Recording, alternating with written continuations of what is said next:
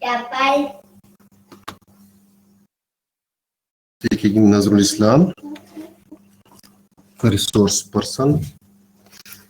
I welcome you on behalf of Allama Iqbal Open University. Okay.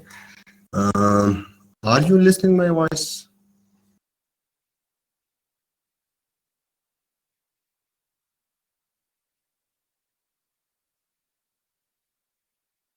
Okay, my voice is clear or there is some problem?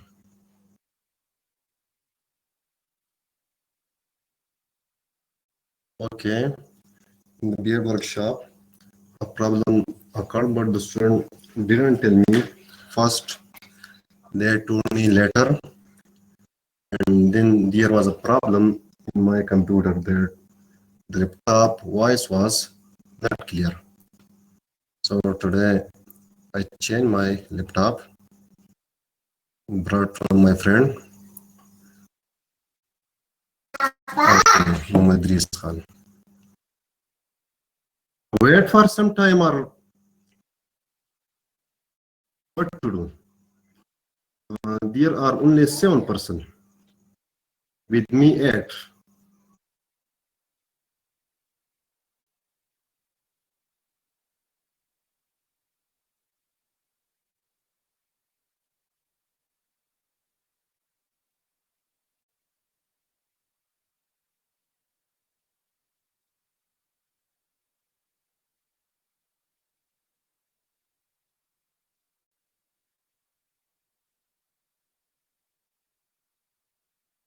Yeah, Muhammad Idris, I joined login with great difficulty, and you know that there was a problem in IT department, and till now there was no course on my LMS site, and the coordinator was in contact. He told us that anyhow ICT personnel are working, and so this time the course appear.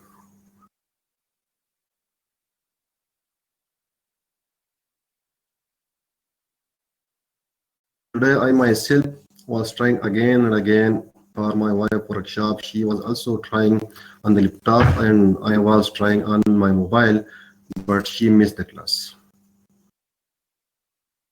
Okay, Jihad.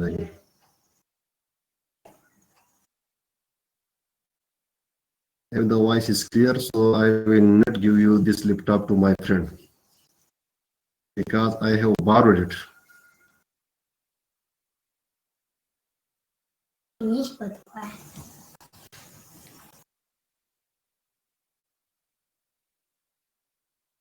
Okay.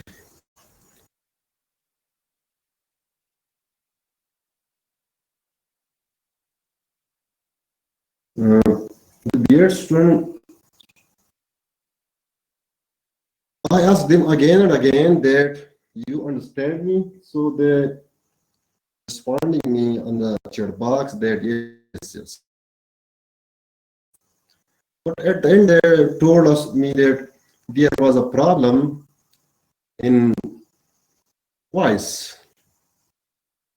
So the previous night, I tried to record my voice in my laptop.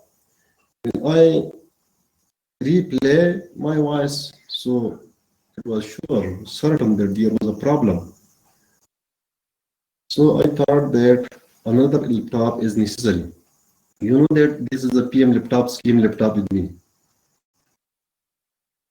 So someone told me that the hardware are very low quality in this type of laptop.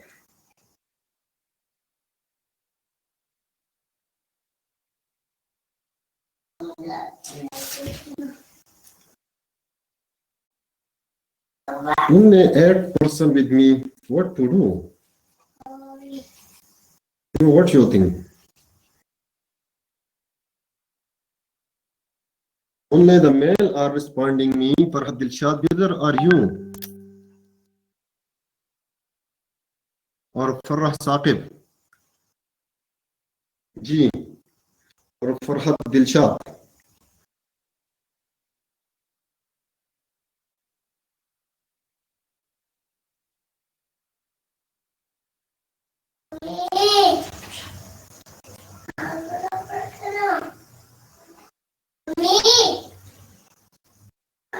I am asking you what to do, to start or to wait for a few minutes. As I think we should start because 8 minutes pass, then it will be impossible for us to complete the session. Okay?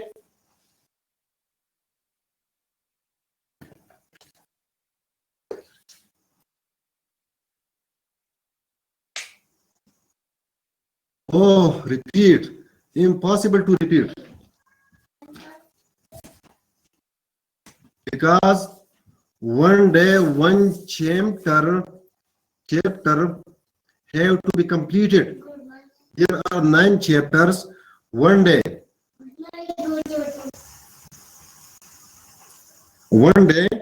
for one chapter.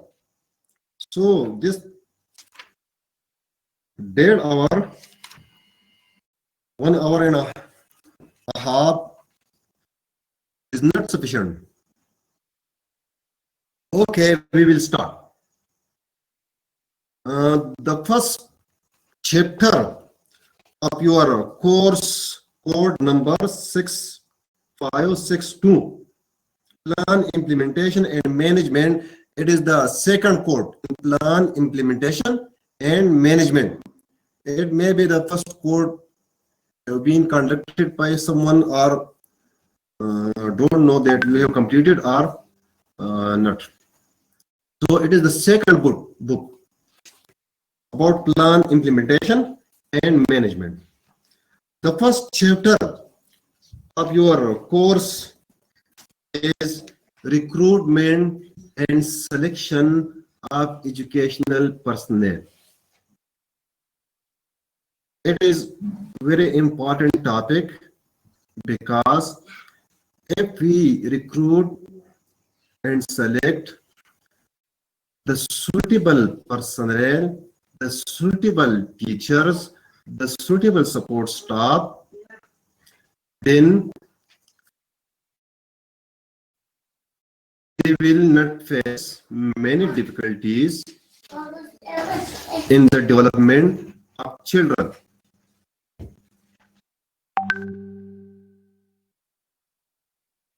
Okay, I am going to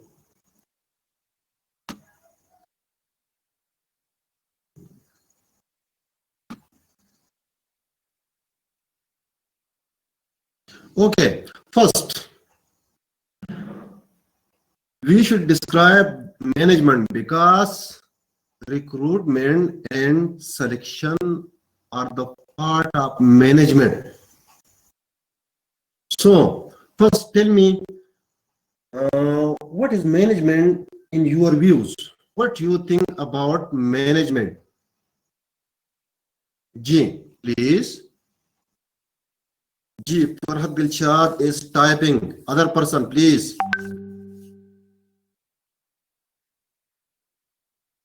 Ji, Muhammad Idris is also typing. Jihad Ali is typing. Shabas, good.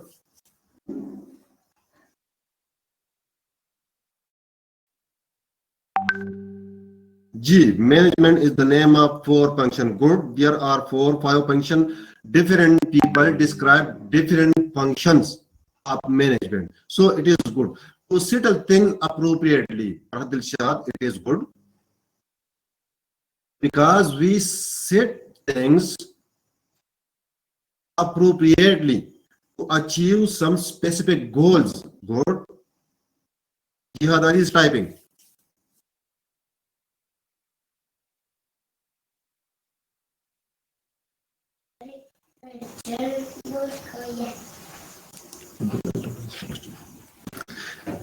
Jihad Ali says management things within the existing resources efficiently. Good. He used the resources. Okay, Farhad Dilshad mentioned to utilize these resources. Settle things means to utilize things, resources. Good. Well done.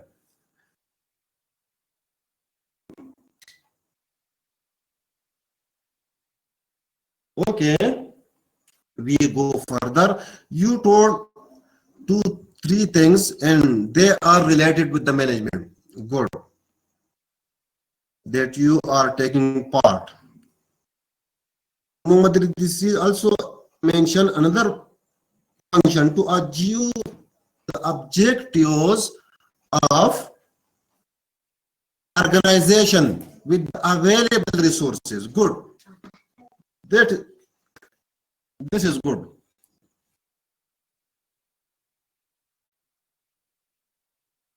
Different people, different author, different specialists state different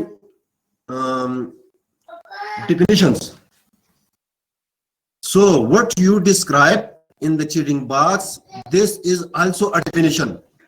You 3 participated and made a definition. Okay.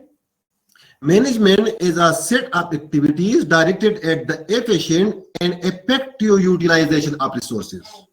जैसा कि जिया इद्रीस ने बयान किया, फरहाद दिलशाद ने बयान किया कि efficient and effective. What is mean by efficient and what is mean by effective? Efficient means to achieve the objectives with the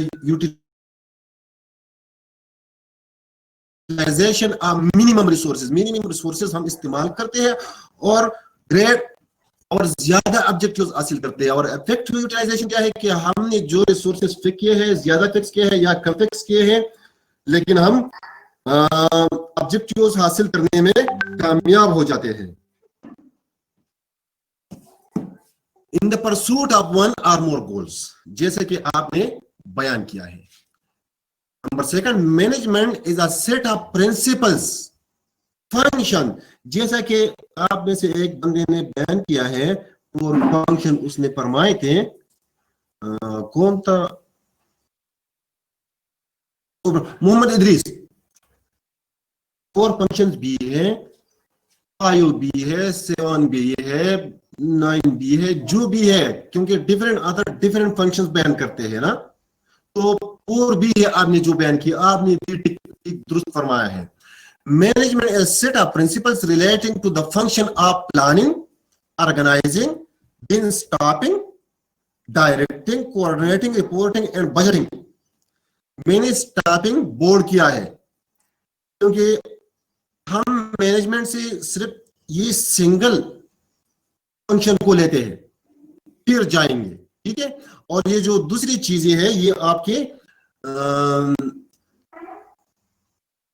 65-61 number course में है, जिसका जो पहला जुज है इस कोर्स का. जी Farhad, to the best outcome. Good. Staffing, what is staffing? Okay, what is mean by stopping? What do you think about stopping, please? Please.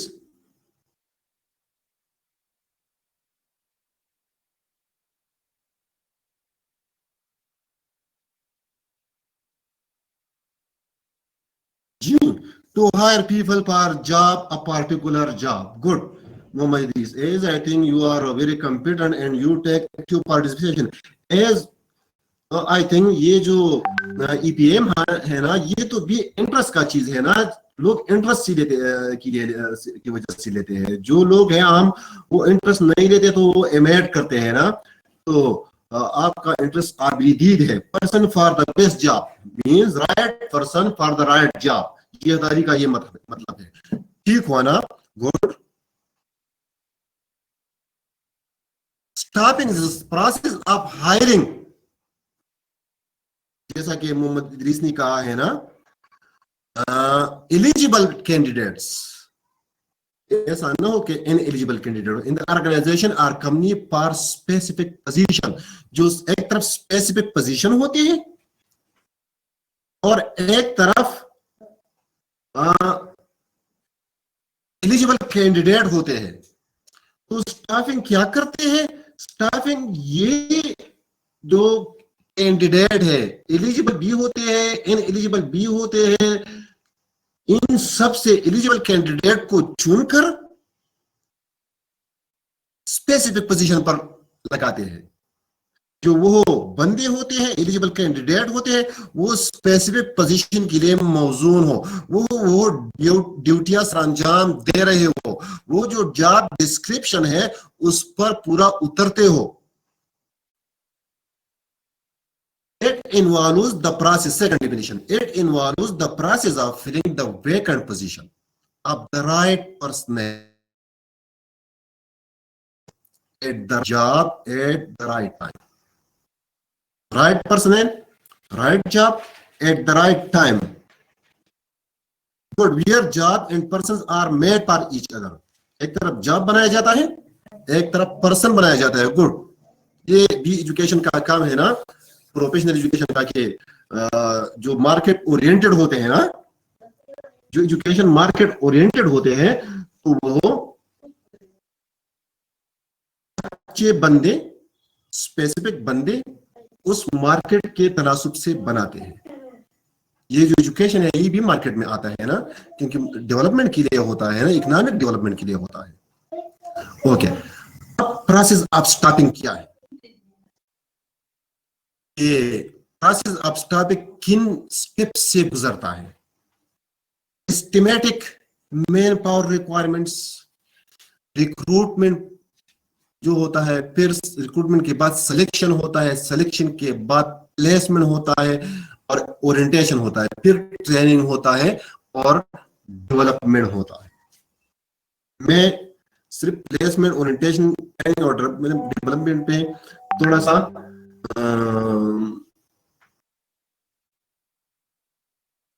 रोशनी डालता हूं कि ये तीन फंक्शन है जो ऊपर ये बीवे से आ रहे हैं ना, प्लेसमेंट और ओरिएंटेशन, ट्रेनिंग और डेवलपमेंट हमारे इस टॉपिक में नहीं है, क्योंकि हमारा काम सिर्फ इस चैप्टर में रिक्रूटमेंट और सिलेक्शन के साथ है। तो प्लेसमेंट, सिलेक्शन के बाद प्लेसमेंट होगा ना, वो जॉब पर प्लेस कर दिया जाएगा, प्लस उसका ओरिएंटेशन किया जाएगा। जो इंट्रोडक्टरी चीजें होते हैं ना, वो होते हैं जो सर्वेंट को, वर्कफोर्स को बयान किए जाते हैं ताकि वो अच्छी तरीके से एडजस्ट हो जाए।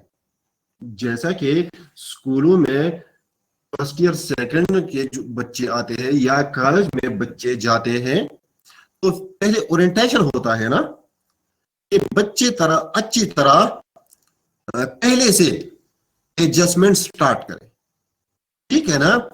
फिर जब ओरिएंटेशन हो जाए तो फिर उनका जो ट्रेनिंग होता है वो किया जाता है। अगर वो ट्रेन हो तो ट्रेनिंग और डेवलपमेंट की कोई इम्तिहान नहीं होती है ना, कि बस एक बंदा ट्रेन है और वो सारी जिंदगी ट्रेन रहेगा। माशरे के जरूरियात बदलते जाते हैं, तो जरूरियात के साथ वर्कफोर्स को एडजस्ट करने के लिए ट्रेनिंग और उनका डेवलपमेंट लाजिमी होता है, ठीक है ना।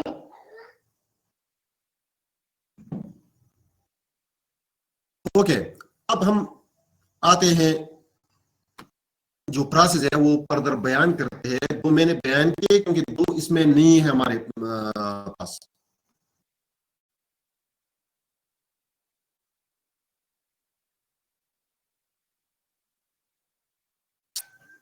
ये क्यों जाते हैं यार?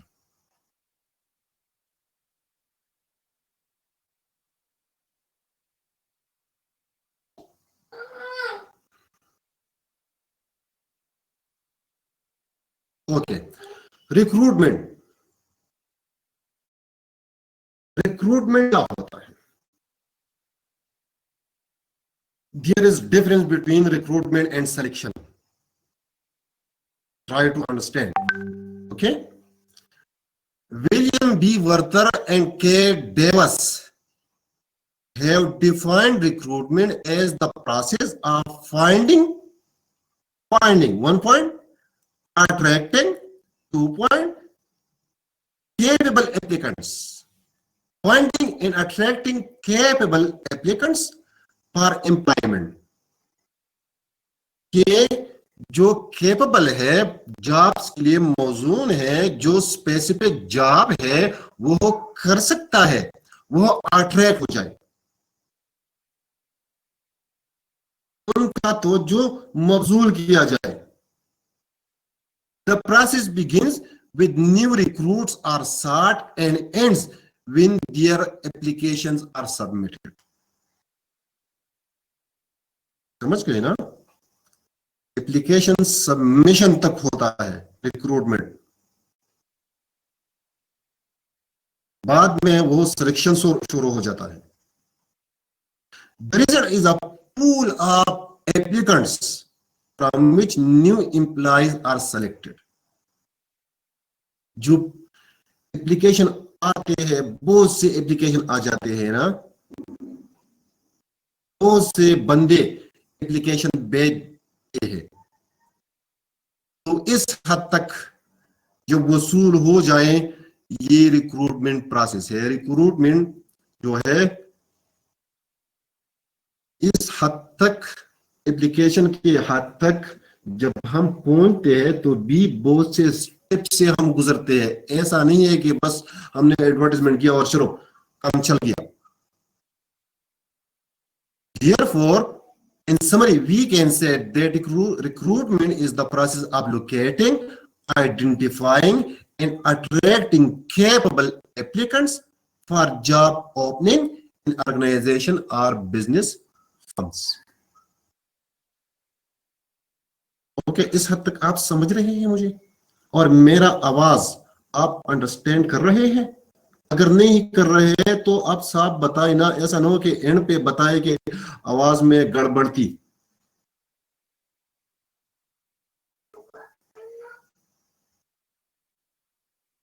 जी, जिहाद ने क्वेश्चन किया कि what is the difference between locating and identifying.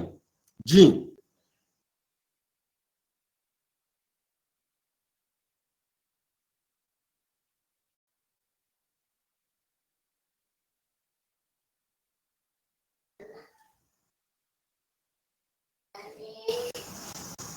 जी,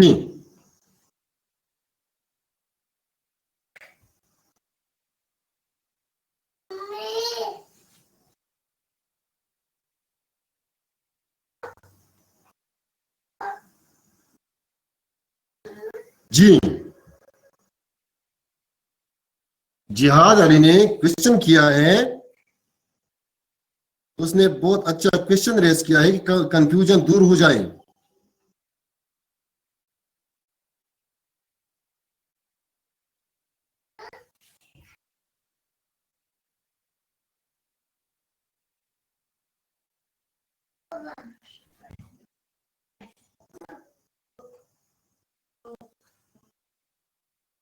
जी, ओके, कोई जवाब नहीं दे रहा है. लोकेशन, ठीक है ना, लोकेशन सिंपल. तो जिस इलाके में आइडेंटिफाई करना है, जिस एरिया में आइडेंटिफाई करना है, तो इसका मीन्स है लोकेशन है. जो जिनका जो क्वालिफिकेशन है वो लोकेट करना है, जो जॉब से रिलेटेड हो, जहां वो बंदे हो, इसका मतलब है लोकेशन. और ये आइडेंटिफाइंग भी इससे रिलेटेड है. लोकेशन एरिया में आइडेंटिफिकेशन का मतलब है उसका, और आइडेंटिफाइंग जनरल मतलब है किसी भी इलाके से ताल्लुक नहीं रखता हो, लेकिन क्या है कि बस वो हो जो उसके साथ रिलेटेड हो, जो ये जॉब कर सकता हो, क्वालिफिकेशन उनका हो, वो बंदे अट्रैक्ट करना है जो दिलचस्पी रखते हो. जी, बात ऐसा होते हैं ना कि हम स्पेसिफिक इलाके की नाम मेंशन करते हैं ना, कि स्पेसिफिक इलाके में हम लोकेट करें बंदे,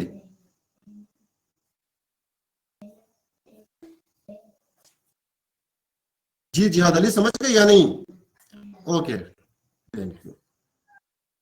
अनदर क्वेश्चन, फिर हम आगे जाएंगे, टाइम भी शॉर्ट हो रहा है ना, और काम ज्यादा है। जी आगे जाएं।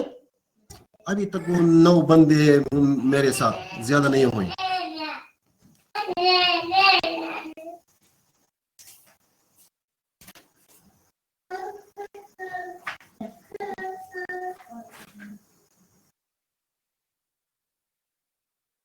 Okay, thank you. Okay, purpose and importance of recruitment, ये आज हो रहा है। दूसरे दिनों में मैंने बीएड का वर्कशॉप किया, इसमें आज की तरह कभी नहीं हुआ है। और 10 दिन पहले दूसरा बीएड का ग्रुप था, उसके साथ भी किया, लेकिन आज का दिन जो है ना, पता नहीं क्या हुआ है। बात ओपन यूनिवर्सिटी का वेबसाइट भी सिर्फ नहीं खुल रहा है। Purpose and importance of recruitment के पर्पस और इंपॉर्टेंस क्या है?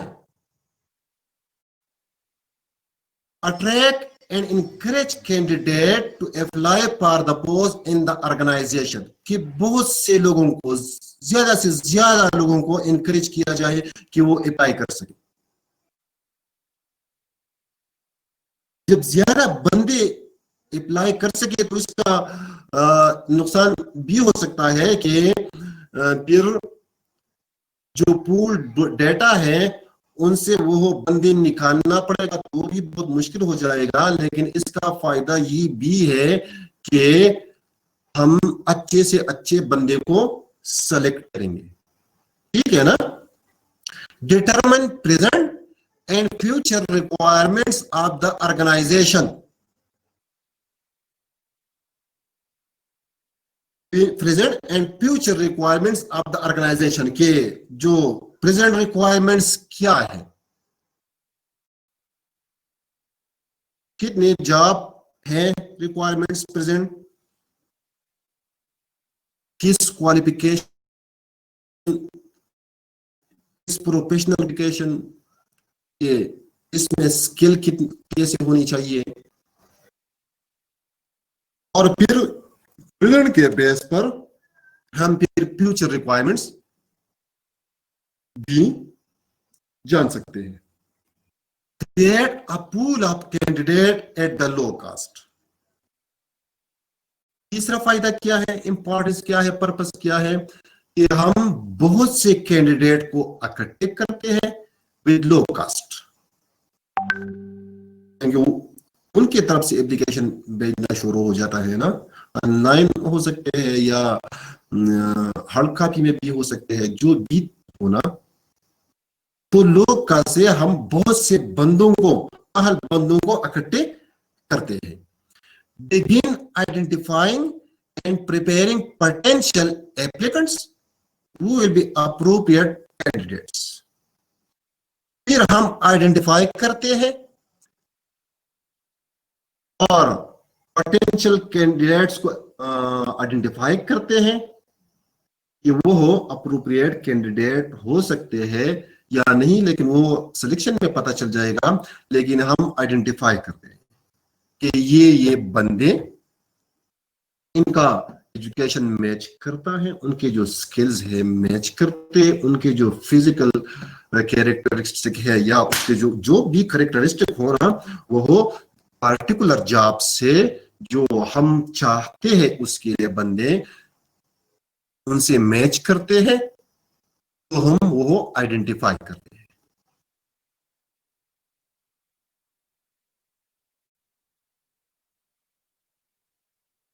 ओके, वही इंपॉर्टेंस हुआ। और अब रिक्रूटमेंट प्रोसेस शुरू होता है। ये रिक्रूटमेंट प्रोसेस क्या चीज है, ठीक है? ये जो 5 स्टेप्स है, डिफरेंट स्टेप हो सकते हैं। ऐसा नहीं है कि हर जगह ये स्टेप हो गए, हर मल्क में इलाहिदा स्टेप हो सकते हैं, हर डिपार्टमेंट में इलाहिदा स्टेप हो सकते हैं, ठीक है ना? हर अदर ने इलाहिरा स्टेप्स बनाए होंगे।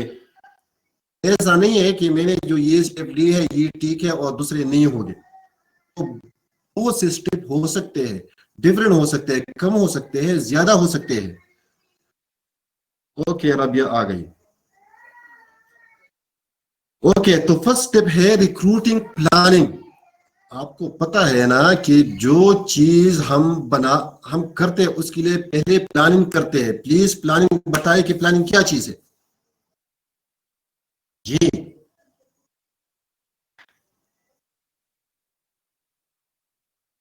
जी, प्लानिंग एंड मैनेजमेंट की स्टूडेंट होना, तो बताए ना कि प्लानिंग क्या चीज है।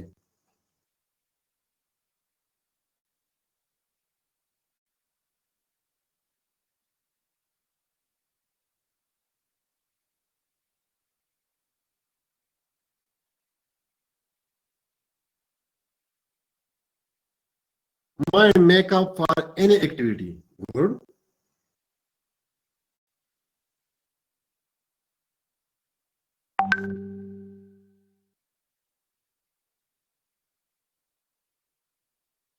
जी, planning is bridge between present and future, right.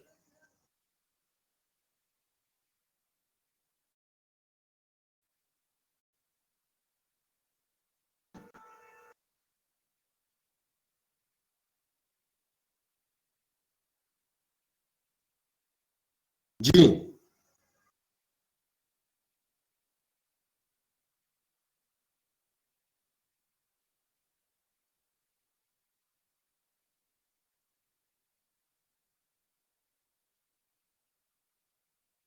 Okay. Planning क्या होता है कि ये बेसिकली सिर्फ प्लानिंग जो होते हैं हम अल्टरनेटिव तलाश करते हैं ना, अल्टरनेटिव के बेस पर हम फिर डिसीजन करते हैं। सिंपल ये डिफिनेशन है, ठीक है। लेकिन रिक्रूटमेंट प्लानिंग क्या है, अभी बता रहा। ए, identifying the jobs vacancy, analyzing the job requirements, reviewing applicants, screening, shortlisting and selecting the right candidate। तो ये तो प्रोसेस हुआ ना। तो रिक्रूटमेंट प्लानिंग क्या हो जाएगा। रिक्रूटमेंट प्लानिंग में हम जॉब आइडेंटिफिकेशन करते हैं, फिर क्या करते हैं, फिर जॉब एनालिसिस करते हैं। जॉब एनालिसिस में फिर दो ब्रांचेस है, जॉब डिस्क्रिप्शन है और job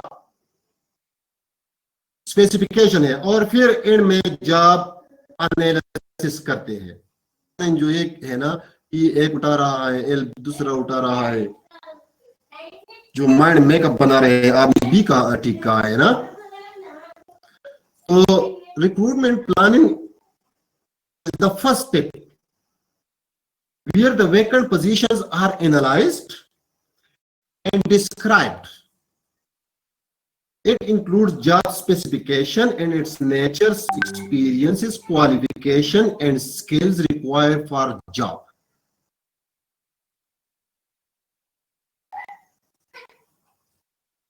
Job identification, job identification तो सिंपल है ना। ये जो जॉब है, हमारे पास जो वैकेंसी है ना, तो हम पहले वो आइडेंटिफाई करते हैं। फॉर एग्जांपल स्कूल में एक पोस्ट वैकेंट है, तो हम आइडेंटिफाई करते हैं ना कि एक पोस्ट वैकेंट है। तो जब तो हमने आइडेंटिफाई किया, ठीक है। फिर क्या करते हैं, जॉब एनालिसिस करते हैं कि जो जॉब एनालिसिस, जॉब डिस्क्रिप्शन और जॉब स्पेसिफिकेशन, उसके दो कैटेगरीज है। जॉब डिस्क्रिप्शन क्या है कि जो पोस्ट वैकेंट है उसकी क्या क्या जिम्मेदारियां होगी, वो क्या क्या ड्यूटियां सर अंजाम देंगे। ठीक है ना। जब उसकी ड्यूटियां, उसकी जिम्मेदारियां वो हो, हम आइडेंटिफाई करें, तो फिर जॉब स्पेसिफिकेशन करते हैं कि उसके लिए कौन से खवास का बंदा चाहिए, उसमें क्या क्या खासियतें होनी चाहिए, इसमें क्या उसका क्वालिफिकेशन क्या होगा, उसका बैकग्राउंड क्या होगा, उसका एक्सपीरियंस क्या हो। तो ये हुआ जॉब स्पेसिफिकेशन, समझ रही हो जी।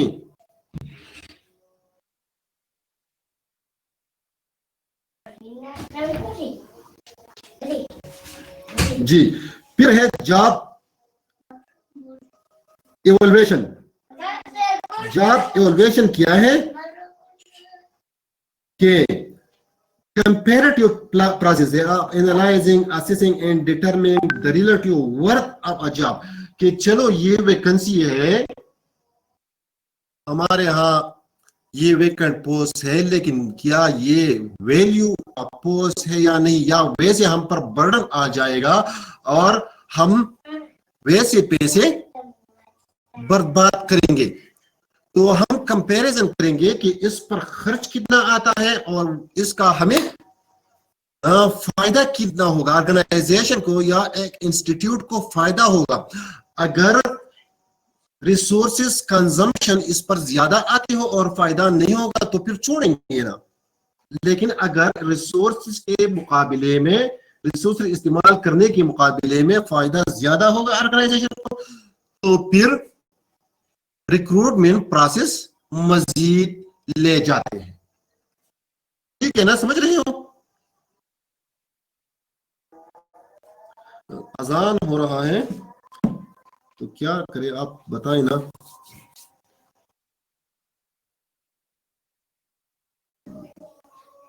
नमाज के लिए 5 मिनट देंगे।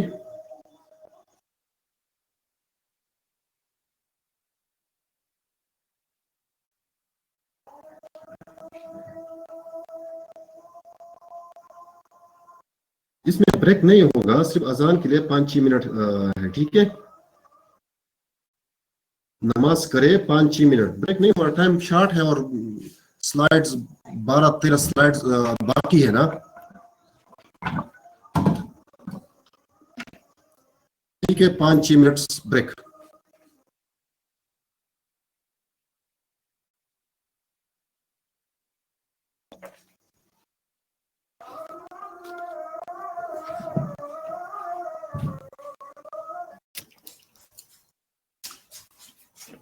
Faraz Saqib present.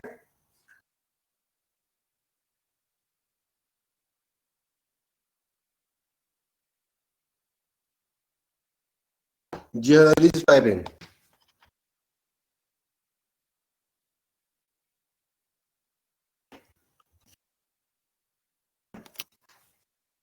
Ji Asiqur Rahman.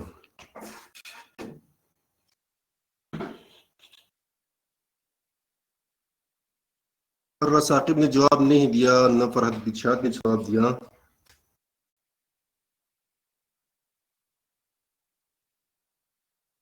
Okay, we will start further. So then, recruiting strategy,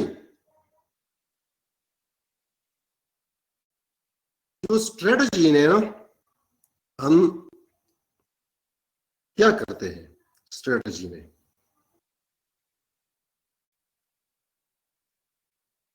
ये सेकंड स्टेप है, where strategy is prepared for hiring resources। Strategy जी फरहत, स्ट्रेटजी प्रिपेयर किया जाता है जो जॉब डिस्क्रिप्शन स्पेसिफिकेशन के बाद एक कौन से स्ट्रेटजी को अडॉप्ट किया जाए।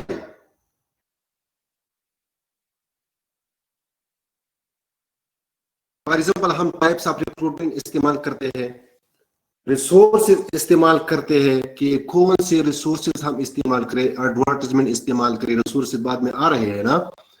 प्रमोशन के जरिए हम अपने डिपार्टमेंट में जॉब फिल करे, या किन किन इलाकों से हम बंदे ले, उनके लिए हम एक कमेटी या बोर्ड भी बनाते हैं कि सिलेक्शन कौन करेंगे, जो डेटा इकट्ठा करेंगे वो कौन करेंगे, ये जो एप्लीकेशन है डेटा जो आ गया वो एनालाइज कौन करेगा, और किस तरह से होगा ना, ये स्टेप है ना स्ट्रेटजी के। तो ये चंद चीजें हैं कि ये स्ट्रेटजी में आते हैं कि स्ट्रेटजी पहले बनाया जाता है। ऐसा नहीं होता है कि बाद में हम जब सब चीजें हो जाए तो हम फिर बात करेंगे कि चलो ये बंदा इंतखाब करेगा, सेलेक्ट करेगा, ये बंदा ये काम करेगा। तो पहले से ये चीजें होनी चाहिए ना, कि फिर कंफ्यूजन ना हो। समझ रहे हैं मेरे बात जी? मेरे बात को समझ रहे हैं ना?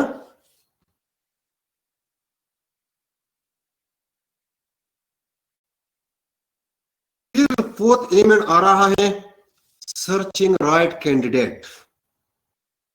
राइट कैंडिडेट को तलाश करें। जैसा कि ये पिक्चर है ना, बहुत से बंदे इसमें खड़े हैं, लेकिन इसमें क्या है कि एक बंदा को लिया जाता है।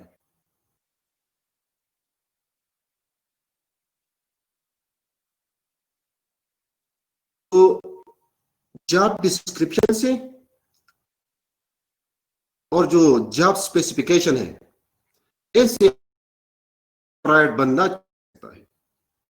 फिर स्क्रीनिंग एंड शॉर्ट लिस्टिंग, क्योंकि सब फॉर्म्स को हम नहीं ले सकते हैं ना, इसमें ऐसे हो गए कि गलत लोगों ने भेज दिया, वो क्राइटेरिया पर नहीं उतरते हो तो वो हम निकाल देते हैं।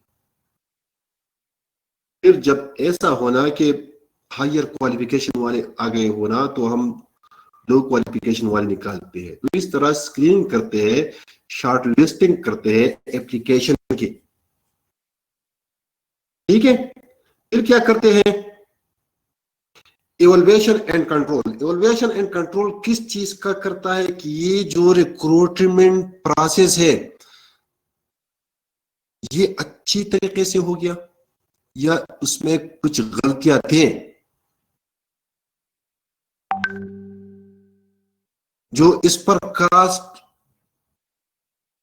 आ रहा है ना या आ गया, तो इनसे इतने बेनिफिट हासिल हो रहे हैं जो हम चाह रहे हैं।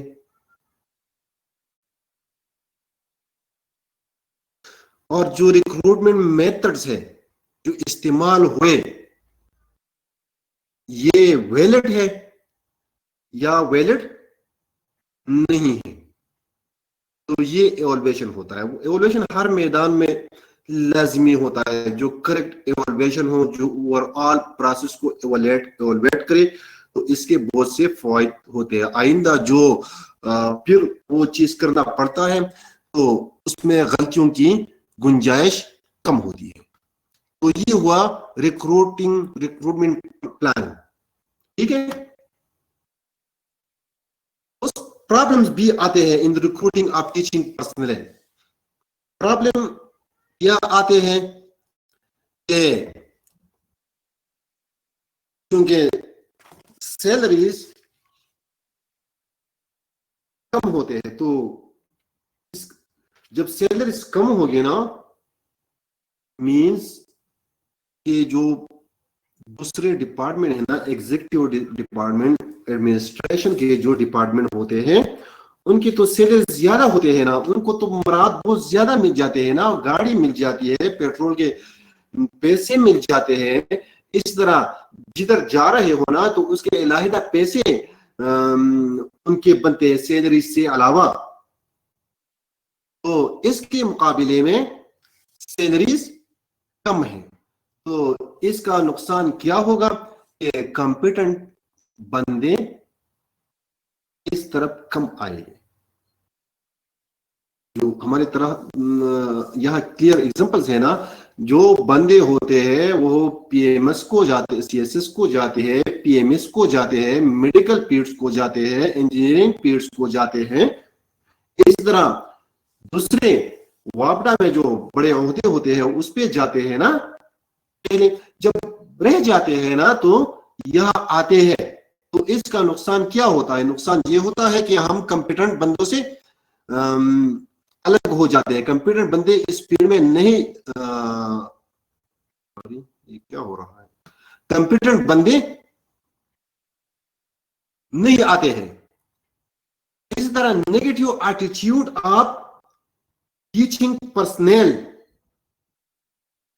पर्सनल का नेगेटिव एटीट्यूड भी असर डालता है। जो हमारे टीचर में आम है ना कि वो कह रहे हैं कि उनके सोशल नहीं है, उनके सैलरी लो है, ठीक है ना। तो ये बाहर जब लोग सुनते हैं ना तो वो जो कॉम्पिटेंट बंदे होते हैं वो इस फील्ड में नहीं आते हैं। ज्यादातर आपको पता है ना, जब इन टीचिंग से लोग जाते हैं पीएमएस और सीएसएस को, जब यहाँ सेलेक्ट हुए लेक्चरर्स होते हैं, एसएस होते हैं, पीएचडी मैंने देख दिए हैं, पी टीचर, तो वो पीएमएस सीएसएस को जाते हैं। तो क्यों जाते हैं ना? टीचर्स एपैथी,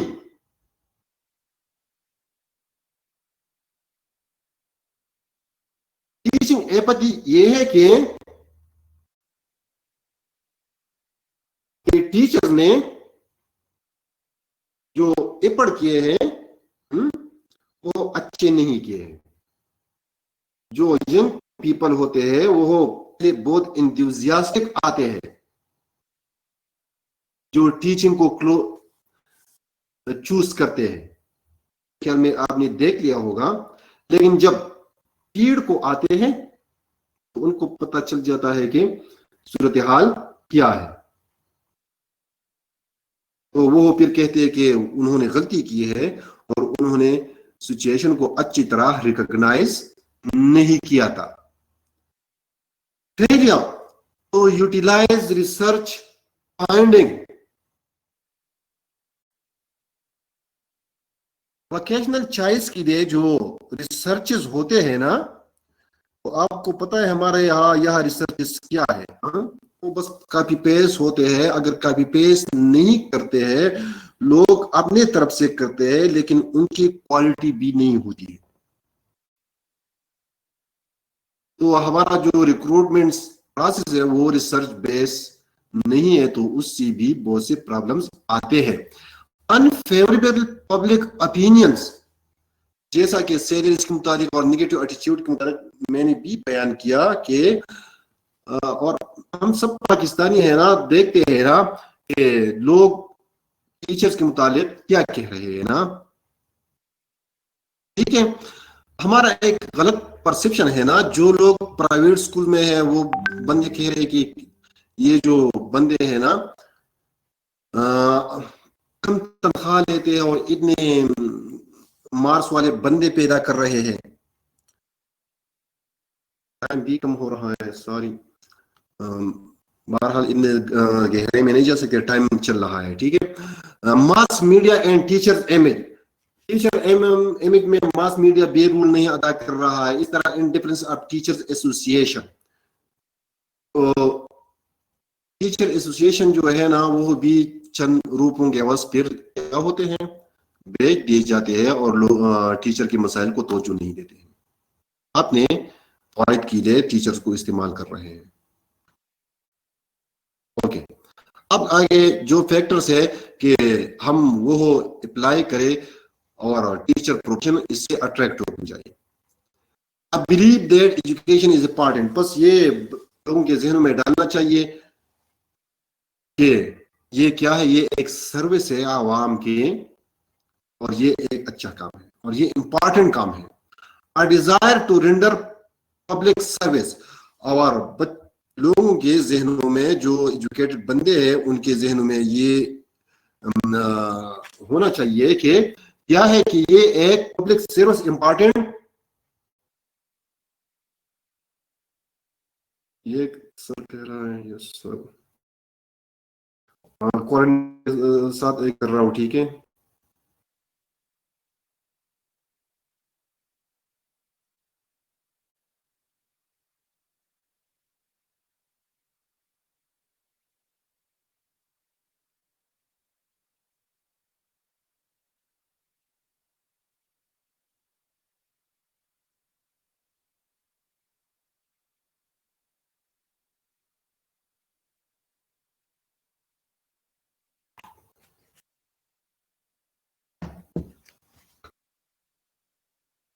ओके, कोऑर्डिनेटर ने पूछ दिया कि क्लास चल रहा है या नहीं चल रहा है।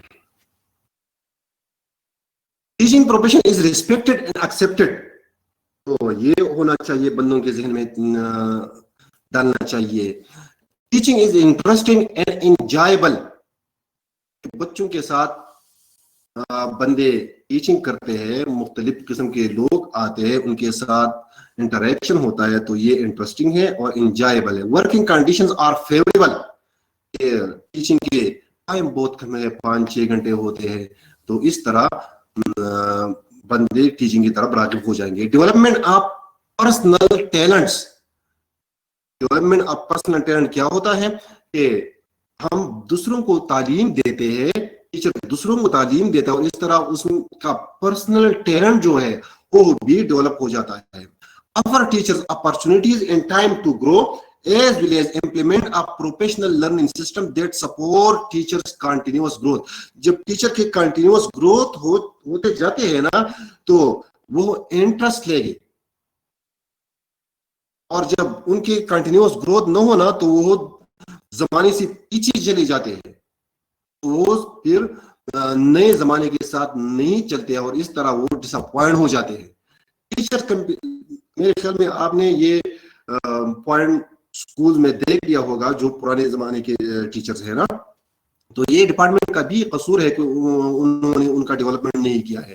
Teacher compensation is similar to that of other profession, जो इससे कम सैलरीज वाले हैं उनको बयान करना चाहिए, ठीक है, कि वो इतने औकात काम करते हैं और इतने सैलरीज है।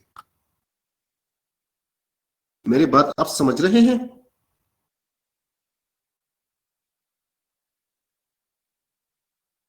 ओके, सोर्सेज ऑफ रिक्रूटमेंट, हम किन किन सोर्सेज को रिक्रूटमेंट में इस्तेमाल कर रहे हैं? एक इंटरनल सोर्स है और एक एक्सटर्नल सोर्स है, ठीक है।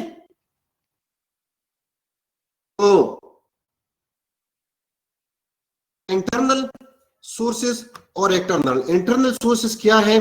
फॉर एग्जाम्पल, हम डिपार्टमेंट में प्रमोशन होते जाते हैं, ठीक है ना। इसी तरह transfer,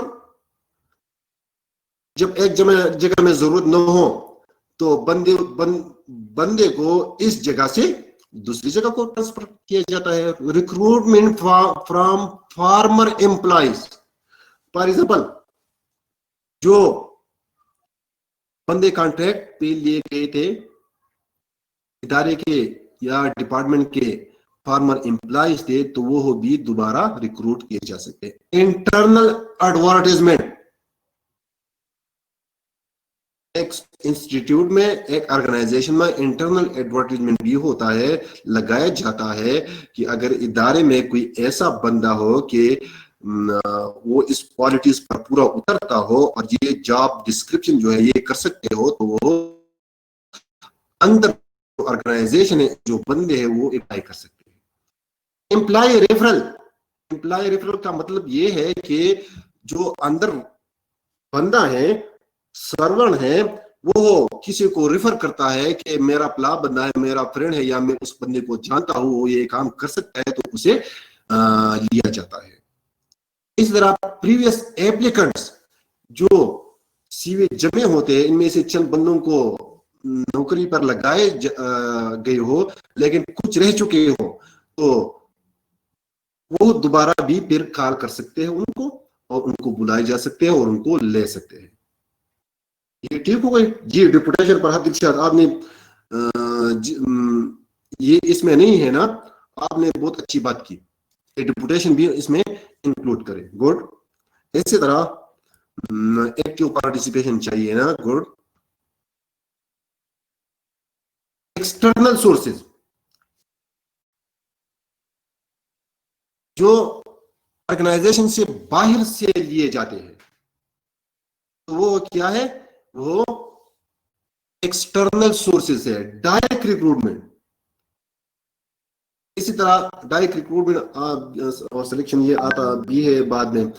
employment exchange, employment exchange जो है डिपुटेशन में आ गया, ठीक है, लेकिन फरहत दिलशाद ने एक अच्छा टर्म जो राइज है वो यूज किया।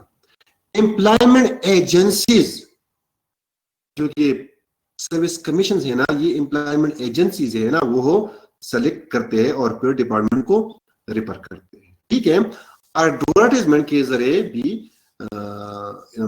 ये सोर्स इस्तेमाल किया जा सकता है। इस तरह प्रोफेशनल एसोसिएशन जो होते हैं, प्रोफेशनल एसोसिएशन उनसे बंदी लिए जाते हैं। और कैंपस रिक्रूटमेंट, कैंपस रिक्रूटमेंट क्या है, ये जो कैंपस में जो ये यूनिवर्सिटीज में मेरे ख्याल में ज्यादातर इस्तेमाल होगा, ठीक है। यूनिवर्सिटीज में या जो क्या है, या जो बड़े ऑर्गेनाइजेशन होते हैं ना, हमारे स्कूल में तो ये इस्तेमाल नहीं हो सकते, ठीक है। और इस तरह वर्ड ऑफ माउथ एडवर्टाइजमेंट, जो ऐलान करे कि बस वीडियो के जरिए या जो चीज है ना कि हमें ये बंदी चाहिए, या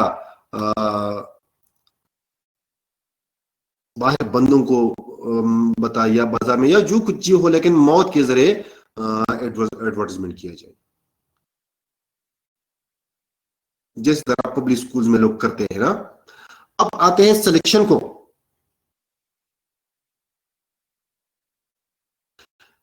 सिलेक्शन क्या है? Selection is the process of choosing from a group of applicants those individual best suited for a particular position.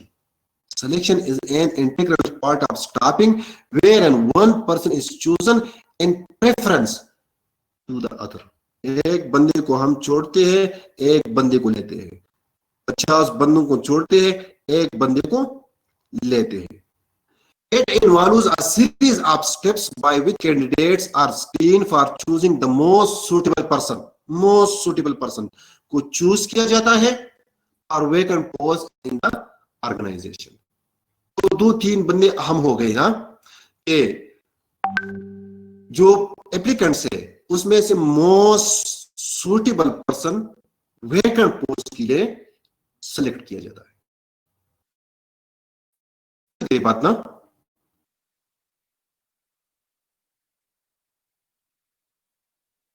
Okay. Further, selection is the process of differentiating between applicants in order to identify those with a greater likelihood of success in the job. जो भी applicants हैं, उनमें से suitable person को identified किया जाता है कि इसके chances ज्यादा है। फिर जब टाइम बताएगा ना कि ये ठीक था या ठीक नहीं था, लेकिन likelihood कि इसके सक्सेस के चांसेस ज्यादा है कि ये इस जॉब डिस्क्रिप्शन पर पूरी तरह उतरेगा। It is a process of choosing the fit candidates. क्या प्रोसेस है कि फिट कैंडिडेट जो सेलेक्ट करते हैं, और रिजेक्टिंग द अनफिट कैंडिडेट, और कॉम्बिनेशन ऑफ बोथ, जो भी है। सिग्निफिकेंस ऑफ सिलेक्शन क्या है? To fill vacancies, to select the right candidates, to bring competent and skilled persons,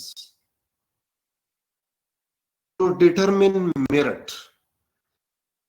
merit आ जाए, मेरिट के मुताबिक लोगों को या वर्क फोर्स को सेलेक्ट किया जाए। Sorting out below required standard,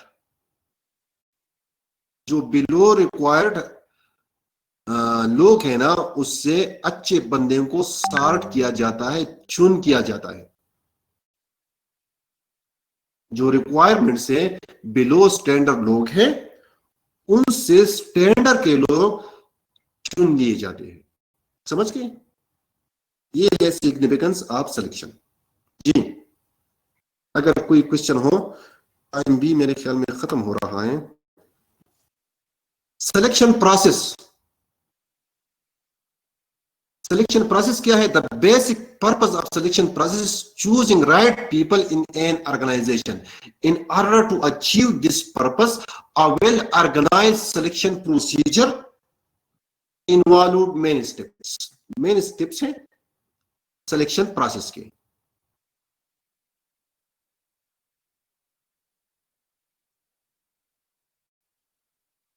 एक है एप्लीकेशन। जो एप्लीकेशन आ गए हैं ना रिक्रूटमेंट की हद तक, ठीक है ना,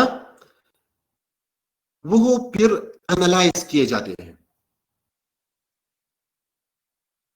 उनसे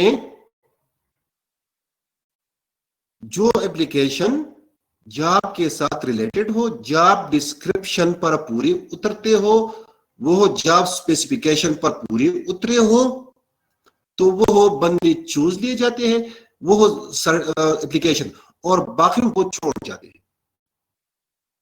ठीक है, ऐसा होता है ना कमीशन वगैरह में।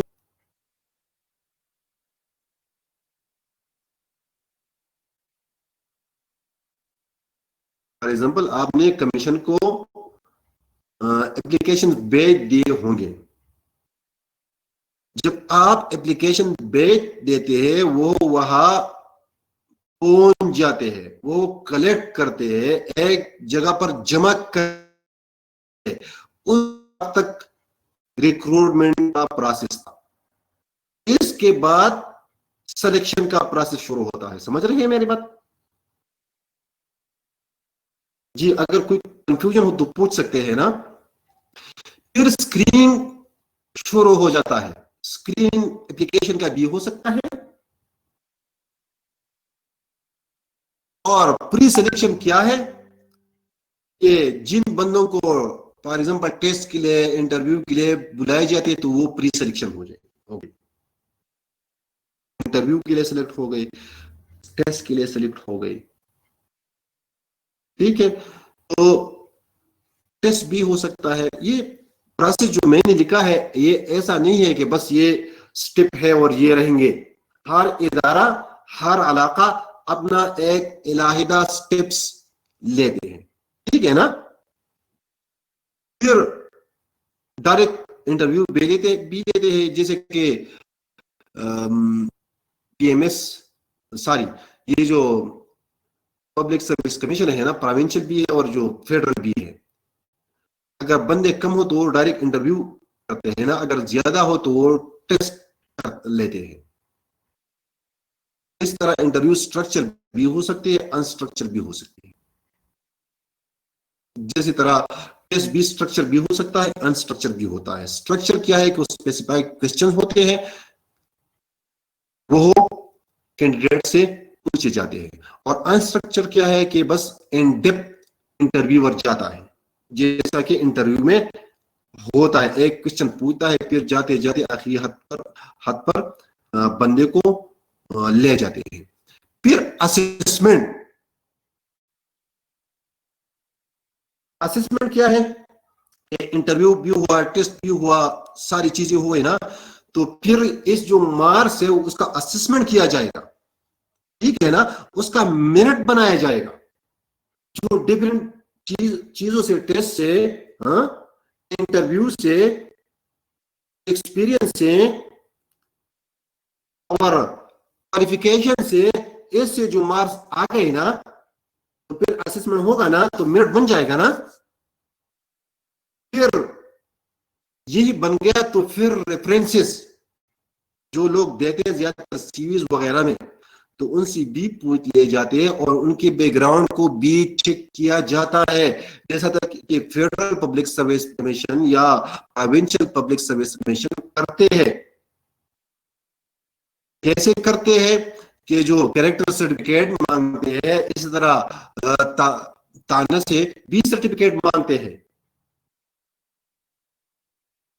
तो बैकग्राउंड चेक करते हैं कि ऐसा ना हो कि वो क्रिमिनल एक्टिविटीज में मुलविस हो, उसका बैकग्राउंड कैसा, वो किस कल्चर से ताल्लुक रखता है वगैरह।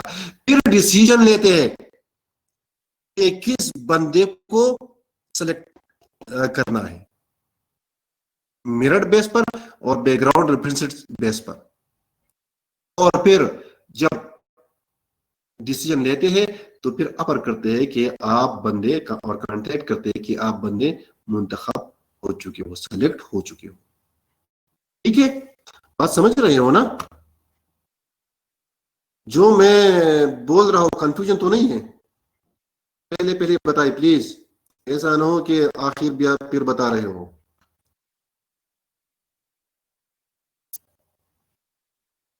Okay, my voice is clear? आप मेरे पास समझो? Okay okay. Characteristic to be appraised in selection process. कौन कौन सी चीजों को सिलेक्शन प्रोसेस में जज किए जा सकते हैं, अप्रेज किए जा सकते हैं? Physical characteristic. फिजिकल कैरेक्टरिस्टिक से क्या मुराद है कि फॉर एग्जांपल हम फॉर्मल एजुकेशन में, जो डिसेबल का एजुकेशन है उनके जो टीचर होते हैं वो नहीं, फॉर्मल एजुकेशन में अगर एक बंदा आंखों से जब उसका नजर नहीं लगता हो तो हम तो वो नहीं ले सकते हैं ना। इसी तरह उसका मेंटल चेकअप करना है कि वो तो जहनी तौर पर ठीक है ना। इस तरह मुख्तलिफ डिजीज के मुतालिक कि वो कंटेजियस डिसीज में तो मुब्तला नहीं है ना, तो ये फिजिकल कैरेक्टरिस्टिक है। फिजिकल कैरेक्टरिस्टिक से ये मुराद नहीं है ना कि जैसा कि हम अपने जुबान में कहते हैं कि ये ठीक है और वो खूबसूरत है, ये खूबसूरत नहीं है। खूबसूरत और बदसूरत ये तो बहुत कंट्रोवर्शियल चीजें है ना। फॉर एग्जांपल जो एस्थेटिक सेंस हर बंदा रखता है, मैं एक कमरे में हूं, मेरा एक दोस्त है वो पंखे के जो हवा है वो पसंद करता है, लेकिन मैं पसंद नहीं करता हूं, मुझे सर्दी लग रही है। तो ये ब्यूटी का जो कंसेप्ट है ये कंट्रोवर्शियल है।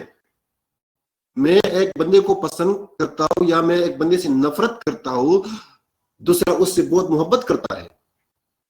तो फिजिकल कैरेक्टरिस्टिक से ये चीज ही मुराद है। ठीक है ना कि वो तो अंधा नहीं है ना, गूंगा नहीं है ना, मेंटल लेवल उसका ठीक है ना, समझ रहे हो ना? Academic and cultural background. Cultural background एक बंदे के प्रोफेशन पर, इंटरेस्ट पर और परफॉर्मेंस पर बहुत ज्यादा असर करते हैं। तो उनको भी चेक किया जाता है सिलेक्शन में कि उनका बैकग्राउंड प्रोफेशन के मुताबिक, जो प्रोफेशन वो अपना रहे हैं उनके मुताबिक वो कैसा है। प्रोफेशनल क्वालिफिकेशन, ये सिंपल सी बात है ना, ये प्रोफेशनल क्वालिफिकेशन या तो हमारे केबीके में अभी तक तो ये चीज खत्म हुआ है ना टीचिंग प्रोफेशन के लिए, but any how it is a compulsory thing because when someone want to choose some profession and he is interested in that type of profession, so he involves in professional qualification.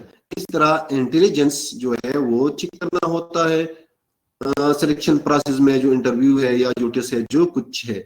इस तरह truth objectivity, वो सच्चा है और objective है या नहीं। ऐसा ना हो कि वो अपने जो अंदर जो चीजें है ना उनके जरिए चीजों को कंपेयर करते हैं। वो जो फैसला करते हैं ना वो हकायक पर मबनी करते हैं, जो चीज बयान करते हैं वो हकायक पर मबनी बयान करते हैं, या वैसे उसके कुछ अपने जाती जो सब्जेक्टिविटी है उस पर वो फैसला लेते हैं। इस तरह लॉयल्टी है, रैशनल डिसीजन है।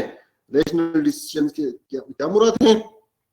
जी कमांड प्रोफेशन हो प्रोफेशनल क्वालिफिकेशन जिसमें ना अमीना फैयाज, कि ऐसा ना हो कि वो इमोशनल लेवल पर डिसीजन लेते हो और किसी ऑर्गेनाइजेशन के कामयाबी के लिए कोऑपरेशन बहुत जरूरी है। Logical decision, D Farhat Dilshad, good, कि लॉजिकल डिसीजन लेते हो ना, ऐसा ना हो कि इमोशनल डिसीजन लेते हो। मेंटल हेल्थ फिजिकल कैरेक्टरिस्टिक में आ गया आमरा जफर, ठीक है ना। कोऑपरेशन किसी ऑर्गेनाइजेशन के लिए बहुत लाजिमी है। आप मेरे ख्याल में बहुत से ऑर्गेनाइजेशन देख लिए होंगे कि उसमें जब वर्क फोर्स के दरमियान कोऑपरेशन नहीं हो तो बहुत से मसाइल होते हैं, और वो ऑर्गेनाइजेशन हो जो है, एजुकेशनल हो या इंडस्ट्रियल हो, जो भी हो, वो तनज़्ज़ुल पे जाता है। Kindness with intelligence, previous experience, good. Kindness with intelligence का मतलब क्या है कि वो ऐसा न हो कि ब्रूटल हो, उसके दिल में रहम का आंसर मौजूद हो, लेकिन रहम इमोशनल न हो, विद इंटेलिजेंस हो। ऐसा न हो कि नुकसान हो रहा है वो बंदों को मुआफ करते हैं कि चलो काइंडनेस है ना, एडमिनिस्ट्रेशन में काइंडनेस है, काइंडनेस है विद इंटेलिजेंस, ठीक है।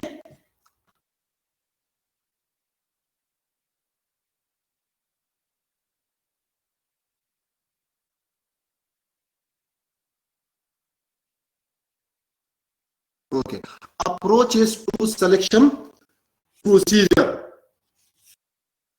अप्रोचेस क्या है कि ये 3 अप्रोचेस हैं। एक है कॉमन अप्रोच। कॉमन अप्रोच क्या है कि जो एकेडमिक या प्रोफेशनल क्वालिफिकेशन वो जो एप्लीकेशन में लिख दिए जाते हैं तो उस पर मेरिट बनाते हैं और उसके जरिए सिलेक्शन करते हैं। ये प्रोफेशनल क्वालिफिकेशन के लिए कितने मार्क्स हो गए, एज के लिए कितने हो गए, इसी तरह एक्सपीरियंस के लिए कितने हो गए, इस तरह एकेडमिक के लिए, तो इससे मेरिट लिस्ट बनाते हैं और फिर बंदे सेलेक्ट करते हैं। तो इस तरह इंटरव्यू या जो टेस्ट में उन्होंने नंबर लिए हैं, तो ये सब चीजों को इकट्ठे करते हैं ना, ठीक है। तो ये है कॉमन अप्रोच। दूसरा है सक्सेसिव हर्डल अप्रोच। ऐसा नहीं है कि इंटरव्यू हुआ या स्क्रीनिंग हुआ, एक पर्सन को मुख्तलिफ स्टेप से पास करना होता है, एक मुख्तलिफ स्टेप से गुजरना होता है। जब एक स्टेप उसने पास किया, दूसरा पास किया, तीसरा पास किया, लेकिन तीसरे में भी फेल हुआ तो वो रिजेक्ट होता है। जैसे कि फौज की जो ये बड़े बड़े पोस्ट होते हैं ना, लेफ्टिनेंट के या कैप्टन के, तो वो सक्सेसिव हर्डल होते हैं। समझ रहे हो ना। या फॉर एग्जांपल फेडरल का जो बस पोस्ट ऐसे है कि इसका क्राइटेरिया है कि वो भी चंद हद तक हर्डल पर मुश्तमिल है। फॉर एग्जांपल 18 के लिए अभी नहीं, लेकिन 2014 में क्राइटेरिया ये था कि पहले स्क्रीनिंग लिया जाता था। स्क्रीनिंग में बहुत से बंदों को फेल कर देते, ठीक है, फिर बंदे अगले स्टेज पर जाते थे, उससे इंग्लिश में टेस्ट लिया जाता था। जब इंग्लिश में टेस्ट ले जाते तो उसमें कुछ बंदे फेल होते और कुछ अगले स्टेप को जाते। फिर सारे एजुकेशन में टेस्ट लेते तो इसमें कुछ बंदे रह जाते और कुछ आगे जाते, और इसी तरह फिर इंटरव्यू में जो पोस्ट थे उसके मुताबिक बंदे लेते और बाकी सब रह जाते, ठीक है ना।